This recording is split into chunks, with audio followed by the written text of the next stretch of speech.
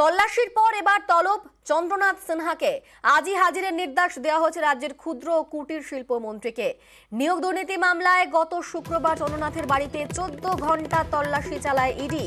বাড়ি থেকে উদ্ধার হয় 41 লক্ষ টাকা, এমনটাই দাবি করে কেন্দ্রীয় এজেন্সি। বাজেয়াপ্ত করা হচ্ছে মোবাইল ফোন এবং নথি। আমাদের সঙ্গে রয়েছেন প্রতিনিধি অমিত। তাকে আজকে হাজিরার নির্দেশ দেওয়া হয়েছে, কি আপডেট রয়েছে? একেবারেই দেখো, রাজ্যের মন্ত্রী চন্দ্রনাথ সিনহা তাকে নোটিশ পাঠিয়ে আজকে তলব করা হয়েছে সিজিও কমপ্লেক্সের ইডি দপ্তরে। গত সপ্তাহে তার বাড়িতে, বোলপুরের বাড়িতে তল্লাশি অভিযান চালানো হয়। প্রায় 14 ঘন্টা বেশি সময় এই তল্লাশি অভিযান চলে।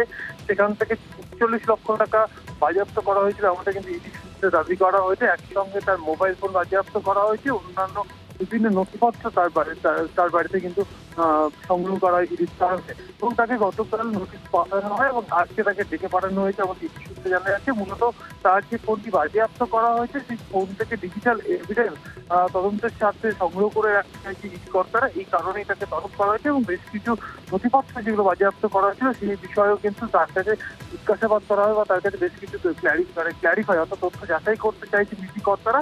এই কারণেই রাজ্যের মন্ত্রী চন্দ্রনাথ সিনহাকে ডেকে পাঠানো হয় ইডি দপ্তরে। আজকে তাকে আসতে বলা হয়েছে। অমিত, তিনি কি আজকে যাবেন? তিনি কি এই বিষয়টি নিয়ে নিশ্চিত করেছেন এবং কখন তিনি যাবেন? আজকে থেকে অফিসিয়াল টাইমে 11টার সময় আসতে বলা হয়েছে। এখন দেখার যে রাজ্যের মন্ত্রী চন্দ্রনাথ সিনহা আজকে আসছেন কি আসছেন না, নাকি তার লয়ার মারফত পুরো বিষয়টি তিনি লয়ার পাঠিয়ে তিনি হয়তো সময় চাইবেন, এই বিষয়ে কিন্তু আমরা নজর রাখবো, নজর থাকবে। তবে ইডির তরফে কাছে আজকে ডাকা হয়েছে 11টা নাগাদ, এবং দেখা যে রাজ্যের মন্ত্রী চন্দ্রনাথ সিনহা আজকে ইডি দপ্তর হাজিরা দিচ্ছেন কি দিচ্ছেন না। একেবারেই, অবশ্যই নজর থাকবে আমাদেরও।